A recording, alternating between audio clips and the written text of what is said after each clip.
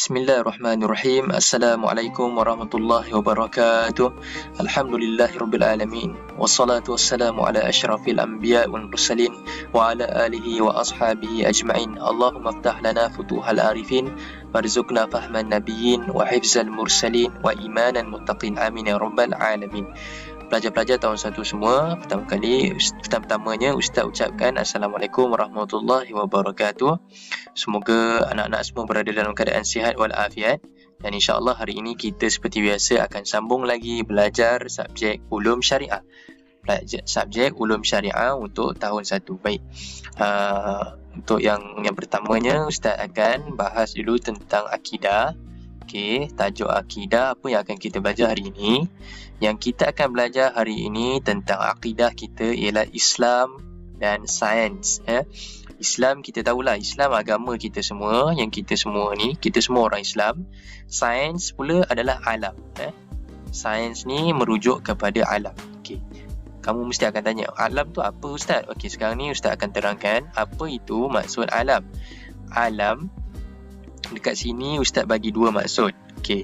Maksud ni Ustaz minta anak-anak tahun 1 semua salin seperti biasa nota dalam buku tulis akidah buku nombor 4. Boleh Ustaz ulang ni sekali, salin ni semua nota ni dalam buku nombor 4. Okey, sebelum salin mari kita baca sama-sama dulu pengertian alam. Sekali Ustaz ulang, pengertian alam. Okey, alam ni ada 2 pecahan maksud. Yang pertama dari segi bahasa. Bahasa maksud alam inilah petunjuk, bukti atau tanda. Okey, alam ni ialah benda yang kita boleh nampak, yang kita boleh rasa, kita boleh pegang. Itu kita panggil alam dari segi bahasa. Dari segi istilah pula, makhluk yang diciptakan oleh Allah yang ada di langit dan di bumi. Maksudnya apa saja yang ada dalam bumi ni, kat langit ataupun di bumi, tu kita panggil sebagai alam. Boleh maksudnya kita semua ni manusia, haiwan, tumbuh-tumbuhan, semuanya berada di dalam alam. Okey. Tu salin sebagai nota. Kemudian Ustaz teruskan lagi. Okey. Dalam alam diterbahagi kepada 2. Okey. Ada yang kita sebut sebagai alam nyata. Alam nyata. Alam nyata ni ataupun nama lain dia alam musyahadah. Alam musyahadah. Musyahadah. Okay. Ustaz ulang ni sekali. Alam nyata, musyahadah. Ni alam nyata lah. Okey, apa itu alam nyata? Sayang semua, ni tak payah salin Yang tadi je salin. Yang tadi salin, yang ni tak perlu. Yang ni kamu semua boleh tengok di dalam buku teks. Dalam buku teks ada. Kamu semua buka muka surat. Kejap Ustaz cari. Okey, dalam muka surat 36. Kamu semua boleh buka muka surat 36, baca sama-sama dengan Ustaz Muka surat 36, buku teks akidah tahun 1. Okey.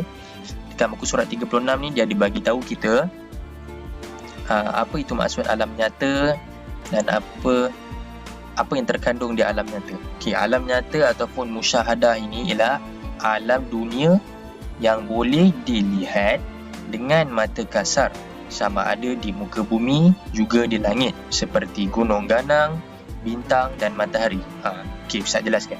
Alam nyata ni maksudnya apa yang kita boleh lihat dengan mata kita dekat bumi ni. Contohnya kita boleh lihat manusia, kita boleh lihat gunung, kita boleh lihat bintang, kita boleh lihat matahari, boleh lihat awan, boleh lihat langit. Apa benda, semua benda yang kita boleh lihat dekat bumi ni ataupun dekat luar bumi, kita panggil sebagai alam nyata, alam musyahadah. Okey, alam musyahadah. Dah faham Okey. Ni tak perlu salin, dengar saja penjelasan Ustaz dan cuba fahamkan apa yang Ustaz sampaikan. Baik. Okey, yang kedua kita panggil sebagai alam ghaib. Maksud ghaib ni apa pula ni? Alamak, Ustaz ni susah pula perkataan ni. Ghaib tak, alam ghaib ni tak susah pun. Ghaib ni maksudnya yang kita tak nampak. Okey. Maksud dia dekat sini dia kata alam yang tidak boleh ditanggapi oleh akal dan panca indera manusia tetapi dapat difahami dan diyakini dengan keimanan yang sebenar kepada Allah Subhanahu Wa Taala. seperti syurga dan neraka, malaikat dan jin. Kalau ni tadi semua yang kita boleh nampak kat bumi kan, haiwan ke, gunung ganang ke, semua tu. Kalau alam gaib pula yang kita tak boleh nampak, yang kita susah nak fikir dengan akal sikit, dan yang agak tidak bolehlah kita rasai dengan panca indera, kita tak boleh pegang apa semua. Contoh syurga, neraka, malaikat, jin. Kita orang Islam wajib percaya ni semua. Kita wajib percaya ada syurga, wajib percaya ada neraka, ada malaikat, ada jin. Tapi kita nampak tak semua ni? Kita tak nampak. Kita tak nampak. Jadi tapi kita yakin dia ada. Kita tahu malaikat ada dengan kita selalu. Kita tahu ada jin ataupun syaitan yang selalu hasut manusia dekat muka bumi ni. Tapi kita tak nampak. Tapi kita tahu dia ada. Itu kita panggil alam ghaib. Okay, boleh InsyaAllah. Cubalah kalau tengok balik video Ustaz ni pelan-pelan dan cuba fahamkan. InsyaAllah. Ustaz doakan semua dapat faham. Okay, baik. Kalau dah dengar penjelasan Ustaz, ni ada sedikit latihan. Buka buku aktiviti akidah, muka surat 8. Ni warnakan saja. Ni tak susah. Tak perlu nak kena jawab soalan ke apa. Warnakan saja. Warnalah ikut kreativiti kamu semua. Sambil warna, bacalah. Ustaz bacakan. Yang pertama ni nama Allah, malaikat, kitab, rasul, hari kiamat, qada dan qadar. Allah, malaikat, kitab, rasul, hari kiamat, qada dan qadar. Nanti warnakan. Okey. Yang seterusnya, latihan yang seterusnya, muka surat 9. Tadi muka surat 8, ni muka surat 9 pula. Ni tak perlu warna. Kalau tadi tu warna, yang ni tak payah warna. Dia kata pilih dan lorek ciptaan Allah. Lorek maksudnya kamu Z tu kan. Ambil pensel ataupun warna pun boleh lah. Tapi tak perlu warna semua. Dia semua tahulah macam mana kan, lorek kan. Okay. Pilih yang mana ciptaan Allah. Oh, ni ciptaan Allah ke manusia? Kalau ciptaan Allah, lorekkan. Macam tu. Kalau bukan, jangan. Tinggalkan. Okey. Untuk akidah. Sekarang kita pergi pada ibadah. Untuk ibadah, sayang-sayang semua. Ni pun tak perlu salin. Tak perlu salin. Ada dekat muka surat. Dalam buku teks juga. Buka buku teks ibadah. Dia ada dekat muka surat 24. Muka surat 24. Boleh baca sama-sama dengan Ustaz kalau dah buka. Muka surat 24. Okey, muka surat 24 ni dikata tujuan bersuci dalam Islam. Okey, kita bersihkan badan kita kan. Kita mandi tu, kita ambil wudu. Apa tujuan tu semua? Supaya, okey, kita tengok yang pertama. Dikata sihat tubuh badan. Tengok bila sihat, tengok dia pun senyum. Kita rasa seronok, rasa gembira. Sebab tu kita kena bersuci, kita kena bersihkan badan kita, kita kena selalu ambil wudu supaya sihat. Kita sihat tubuh badan. Sekarang ni pun kan COVID-19 ni pun kita kena selalu jaga kebersihan. Betul tak? Kita kena selalu basuh tangan, kena bersihkan diri kita. Okey. Kedua, kenapa kita kena selalu bersuci? Sebab amalan soleh dan akan diterima oleh Allah. Kalau kita kotor, Allah tak terima solat kita. Kan? Dekat pakaian kita ada najis. Macam mana Allah nak terima yang ada benda kotor?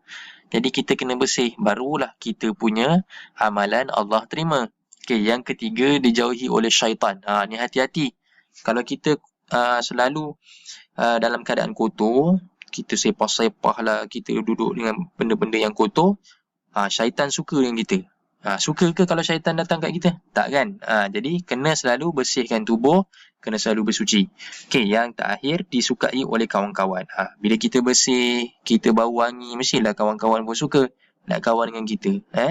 Okay, ni adalah tujuan kenapa kita kena bersuci. Jadi anak-anak semua jagalah kebersihan dan selalulah menjaga kesucian.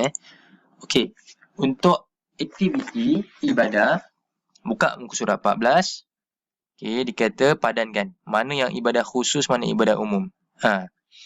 Tak susah pun latihan ini semua walaupun nampak macam banyak, tapi dia latihan mudah-mudah saja. Okey, contoh dikata ibadah khusus. Mana ibadah khusus? Sebelum ni Ustaz dah bagi tahu dah.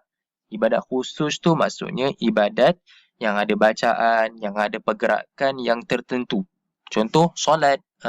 Dalam solat kan ada bacaan kan? Bacaan rukuk. kena macam ni, kalau rukuk kena buat macam ni, sujud kena tundukkan kepala, kena lekatkan kepala dekat lantai, lutut, kaki semua, tangan semua kan. Dia ada cara. So itu semua kita panggil ibadat khusus. Ibadat khusus. Apa lagi ibadat khusus? Kalau ibadat umum, ibadat yang tak ada bacaan tertentu sangat, yang dia tak ada orang kata macam solat ni. Contohnya makan lah. Makan tak kisah nak makan pakai sudu ke, pakai tangan ke, tapi kalau sunnah Rasulullah makan pakai tangan kanan. Okey. Ni ibadat umum lah, makan. Lepas tu nanti kamu semua gariskan lagi, mana lagi yang kamu rasa ibadat khusus ataupun ibadat umum. Ini kalau tak faham, boleh tanya pada Ustaz. Boleh PM Ustaz, insyaAllah. Ustaz bantu. Okey, baik. Seterusnya muka surat 13. Suaikan peranan manusia sebagai hamba Allah. Okey, suaikan. Sentiasa beribadah kepada Allah. Yang mana? Mana gambarnya sentiasa beribadah kepada Allah? Okey. Tidak mensyirikkan Allah. Mana gambar yang tidak mensyirikkan Allah? Okey, berbuat baik sesama manusia. Mana dia gambar buat baik dengan manusia? Menjaga alam sekitar. Mana yang gambar menjaga alam sekitar? Dan memelihara haiwan. Mana satu yang gambar yang jaga haiwan? Dah nampak dah ni kucing ni. So boleh garis dekat sini. Gariskanlah mana yang tepat. Dan latihan yang terakhir. Maaf. Oh, dah habis dah. Tadi tu bukan tadi tu bukan, alhamdulillah. Tu saja latihan daripada Ustaz. Ustaz dah terhantar 2 gambar yang sama. Okey, yang tu saja latihan dan juga nota dan penerangan daripada Ustaz untuk minggu ni. Semoga anak-anak semua boleh faham apa yang Ustaz sampaikan. Subhanakallahumma bihamdika asyhadu an la